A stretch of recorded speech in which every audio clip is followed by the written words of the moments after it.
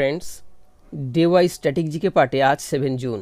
আর 7 জুনের একটা historical event বা ঐতিহাসিক গুরুত্ব হচ্ছে না, আজকের দিনে ব্লু লাইন টানা হয়েছিল। এটাকে উইথড্রল লাইন বা প্রত্যাহার লাইনও বলা হয়। দেখো, লেবানন ও ইসরায়েলের মধ্যে দিয়ে এই যে লাইনটা চলে গেছে এটাকে বলা হয় ব্লু লাইন। ইউনাইটেড নেশন কর্তৃক 7 জুন 2000 সালে ব্লু লাইন দ্বারা ইসরায়েল ও লেবাননকে পৃথক করা হয়েছিল। এবার আমরা জেনে নেব ইসরায়েল ও লেবাননের কিছু ইম্পর্টেন্ট জিকে। ইসরায়েলের পিএম নাম হচ্ছে বেঞ্জামিন নেতানিয়াহু, রাজধানী জেরুসালেম। চলে যাবো পরের স্লাইডে।